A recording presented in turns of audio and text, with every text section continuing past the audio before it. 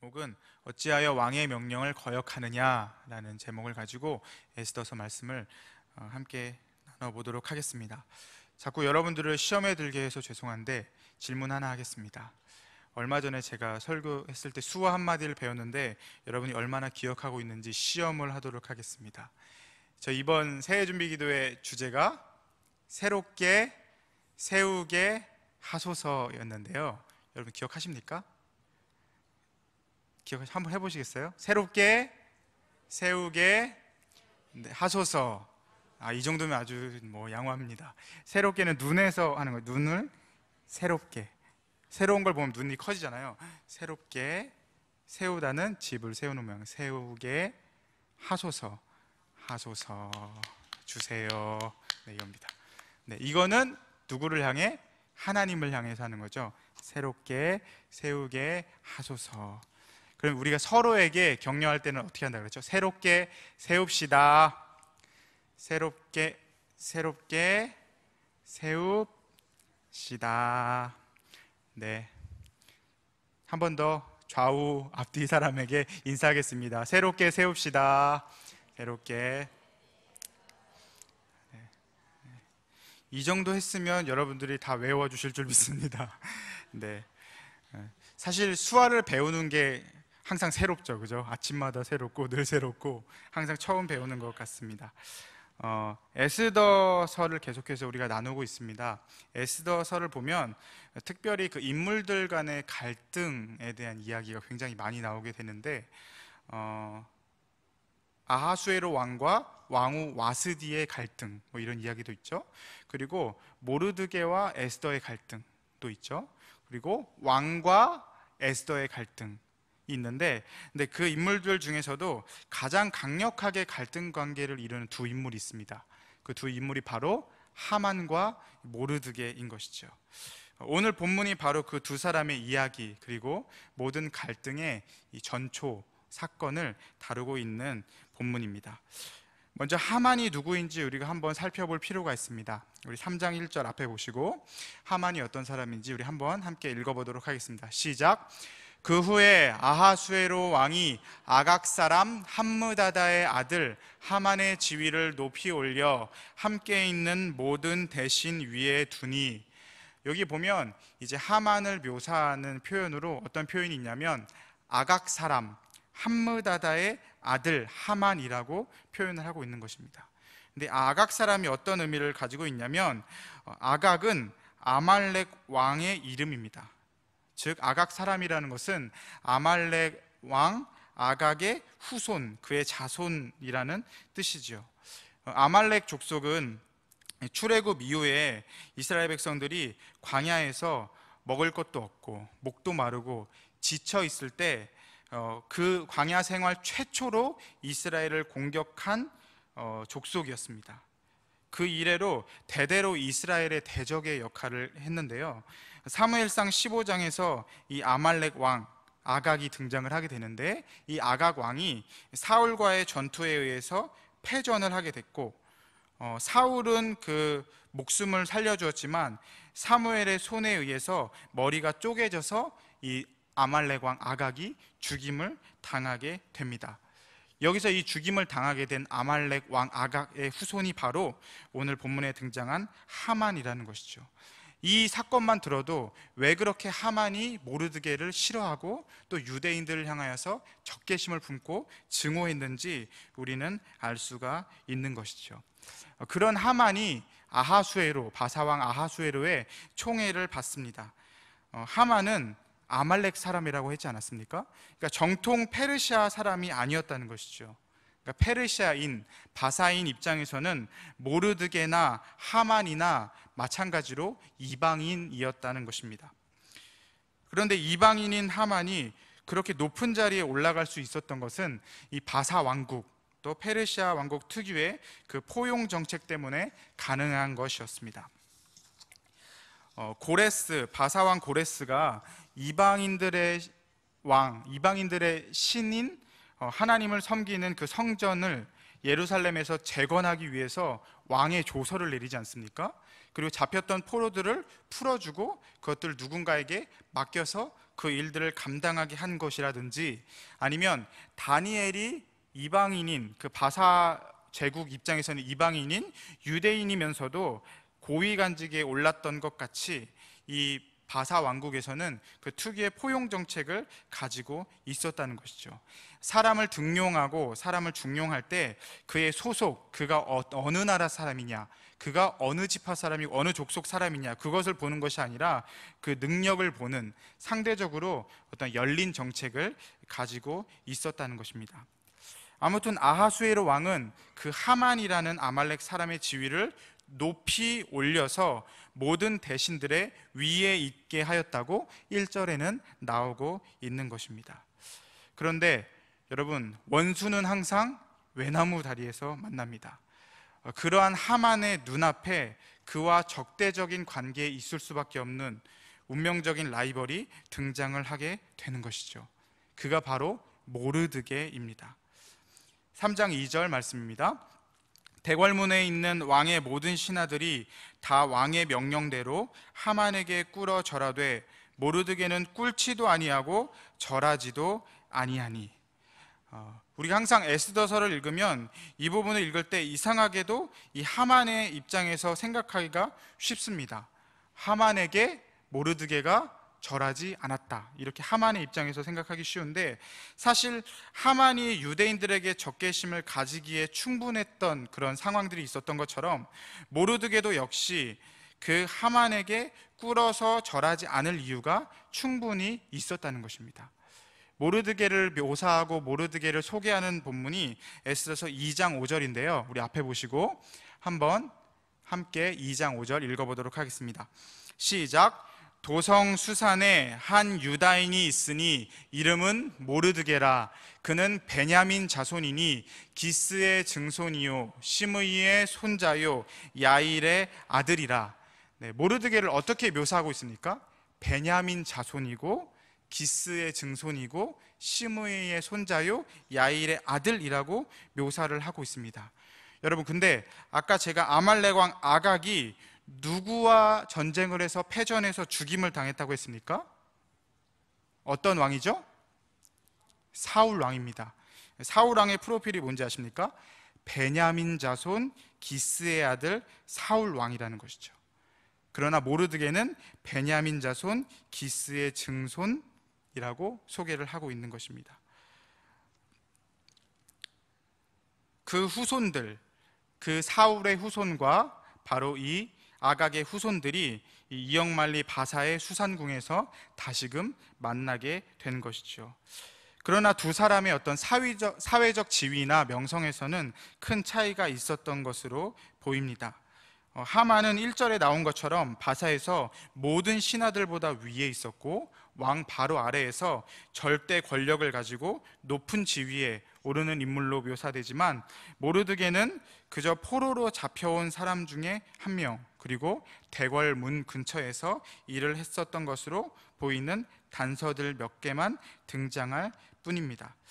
어찌되었건 모르드게는 왕의 명령인 하만을 가장 높이고 하만에게 절하는 것을 결국에 행하지 않았습니다.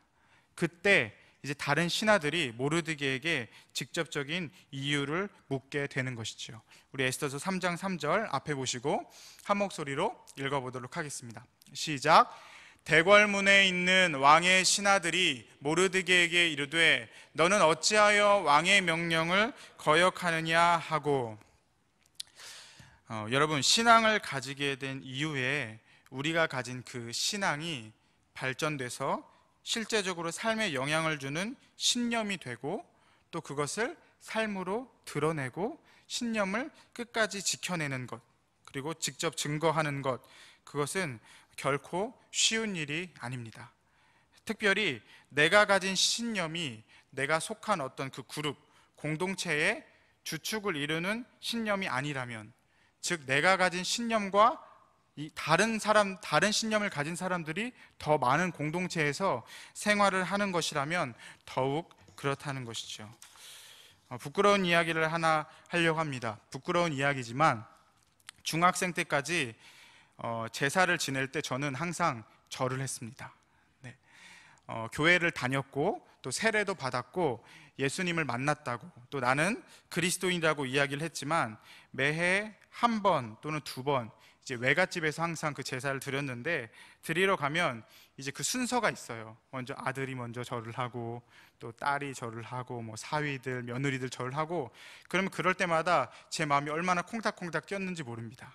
그런데 그때에 제가 신앙생활을 하지 않는, 그때 당시로는 굉장히 무서워했던 그 이모들과 삼촌들 앞에서 내가 하나님을 믿기 때문에, 내가 예수님을 믿는 그리스도인이기 때문에 내가 절을 하지 못하겠다라고 말을 하지 못했던 것입니다. 내 신념을 드러내지 못하고 비굴하게 타협해서 절을 했던 기억들이 있습니다. 신앙은 있다고 말은 했지만 그것을 삶에 옮기려는 그런 신념이 부족했던 것입니다. 두려워하는 마음들이 컸었고 제 마음에 그와 관련된 갈등들이 굉장히 많이 있었다는 것이죠. 근데 이러한 갈등들 저만 겪는 것은 아닐 것입니다. 여러분들도 모양은 다르지만 우리 모두가 살아가면서 각자의 위치에서 이러한 갈등들은 조금씩 다 경험하고 있지 않으십니까? 직장에서 자신의 그 인사권을 쥐고 있는 상사들과의 회식 자리에 참석을 했습니다. 나를 향해서 웃으면서 술잔을 따라주는 그 상사 앞에서 우리는 그 술잔을 거부할 수 있습니까? 기독교와 교회에 대해서 유독 부정적인 인식을 가진 사람들, 또 심지어 같은 그리스도인들조차도 손가락질하며 그리스도인임을 드러내는 것이 굉장히 부끄러운 시대를 살아가고 있는데, 그 속에서 우리가 당당하게 그리스도인이라고 외치실 수 있으십니까? 현대 사회를 이제 포스트 모던 사회라고 하지 않습니까? 뭐로 가도 서울로만 가면 되고 모든 길은 결국엔 하나로 통한다 라는 그런 이야기를 하면서 모든 어떤 절대 담론과 그리고 유일성, 또 절대성을 부정하는 이 사회 속에서 유일하신 하나님을 내가 믿습니다, 예수 그리스도만이 유일하신 구원의 방법입니다라고 담대하게 외칠 수 있습니까? 주일과 공휴일은 장사하는 사람들의 입장에서는 대목이지 않습니까? 그때가 가장 중요하고 그때 모든 신경을 쏟고 있는 그 주변 상인들 속에서 주일은 쉽니다라는 간판을 내걸고 주일을 성수하는 것.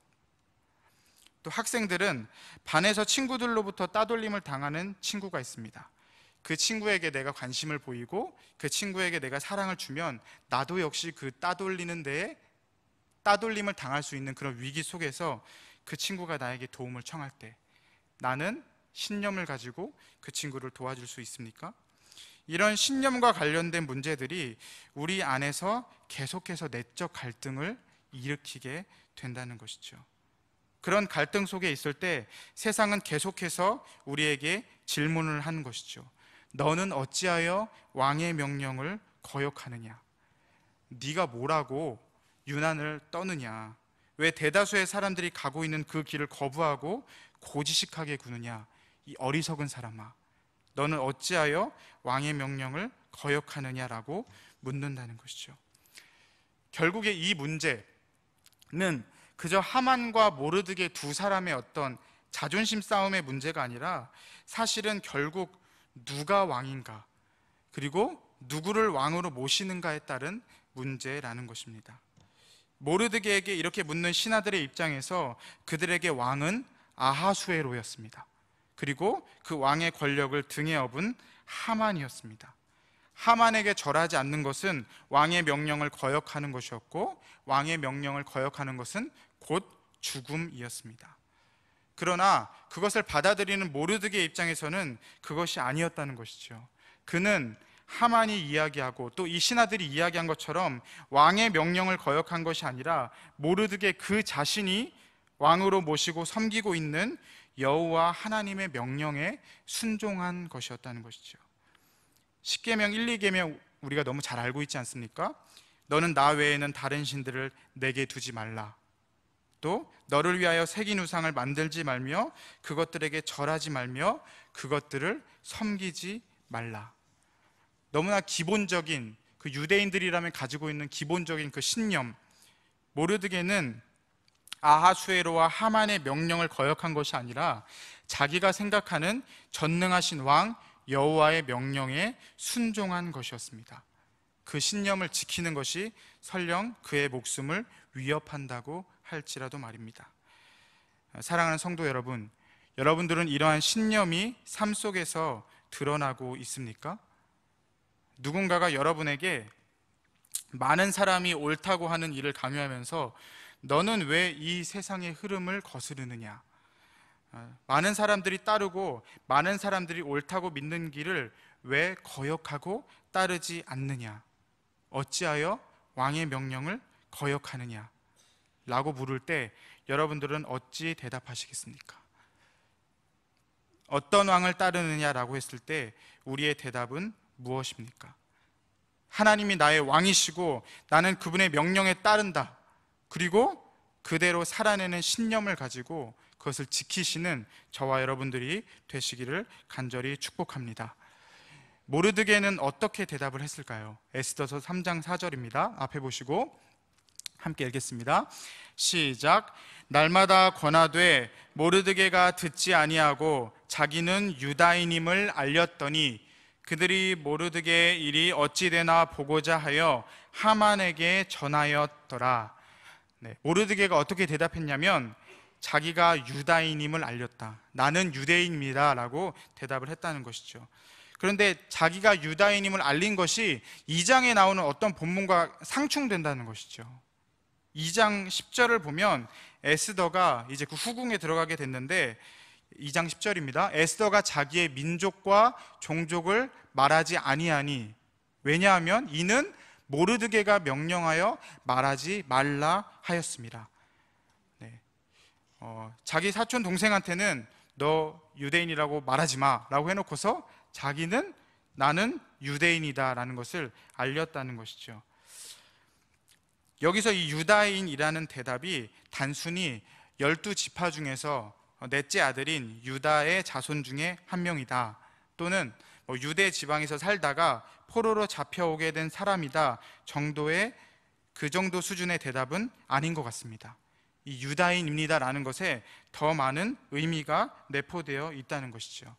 에스더서의 특징이 뭔지 아십니까? 성경 중에서 유일하게 여호와 하나님에 대한 언급이 직접적으로 등장하지 않는다는 것입니다. 그저 어떤 바사 왕국에서 있었던 한 가지 사건, 어떤 그 야사 중에 하나일 뿐인 것 같은 이 에스더서 중에서 가장 어찌 보면 가장 드라마틱하고 가장 신앙 고백에 가까운 부분이 바로 이 부분이라는 것이죠. 유다인이 가진 두 가지 의미, 첫 번째로는 역사적인 의미입니다. 출애굽기 17장 이후로 아말렉 족속은 아까도 말씀드렸지만 계속해서 이스라엘의 대적이었습니다. 광야 생활로 굶주리고 목말라하던 이스라엘 백성들을 같은 혈족, 아말렉 족속이 이제 에돔의 후손이기 때문에 같은 혈족임에도 불구하고 공격한 일로 인해서 하나님과 그의 백성들을 적으로 삼게 되었습니다. 그리고 출애굽기 17장 16절, 이르되 여호와께서 맹세하시기를 여호와가 아말렉과 더불어 대대로 싸우리라 하셨다 하였더라, 말씀하셨던 것이죠. 이 출애굽기의 예언은 사울과 다윗 시대에 부분적으로 성취됐고, 또 역대상 4장 41절에서 43절을 보면 히스기야 왕 때 시므온 지파에 의해 어느 정도 대부분 성취가 되어서 아말렉 족속이 거의 진멸되다시피 하게 됩니다. 왜 절을 하지 않고 왕의 명령을 거역하느냐라는 신하들의 질문에 하만 이 모르드게가 나는 유대인이다라고 대답한 것이 어떤 의미를 가지고 있냐면, 하만은 여호와 하나님께서 대대로 싸우리라라고 하신 아말렉의 후손이고 나는 여호와 하나님의 선택된 백성 유다인이다. 그런데 내가 어찌 원수에게, 대적에게 무릎을 꿇고 경배할 수 있겠는가라는 대답인 것이죠. 두 번째로는 종교적 의미에서의 대답입니다. 아까도 말씀드렸지만 유대인들은 포로로 끌려가고 여러 가지 이유로 흩어져서 살고 있으면서도 그들의 신앙을 끝까지 지켰습니다. 그들에게 있어서는 여호와 하나님만이 그들이 경배하고 꿇어 엎드려 절할 유일하신 하나님이셨던 것이죠. 출애굽기의 10계명을 지켜서 우상에게, 또 하나님이 아닌 다른 것에게 절하는 것이 유대인들에게는 결코 허용되지 않았습니다. 나는 유대인이다 라는 모르드게의 말이 그런 의미를 가지고 있는 것입니다. 유일하신 하나님을 섬기는 유다인이 내가 어찌 한낱 하나님이 아닌 인간에게 그 하만을 향해 경배하고 무릎 꿇을 수 있겠는가라는 반문이라는 것이죠. 신하들과의 관계가 아마 처음에는 호의적인 관계였던 것으로 보입니다. 신하들이 처음에 물었을 때는 이 모르드게가 걱정이 돼서 너무 이게 튀기 행동을 하니까 걱정이 돼서 물어봤는데, 이 집요한 신하들이 날마다 권하였다고 합니다. 처음에는 불안한 마음에 설득을 하고자 이야기를 했겠죠. 그러나 모르드게가 듣지를 않자 그들은 태도를 바꾸는 것입니다. 이제 일이 어떻게 되나 보자 하고 그 사실을 알려서는 안 될 하만에게 알린다는 것입니다.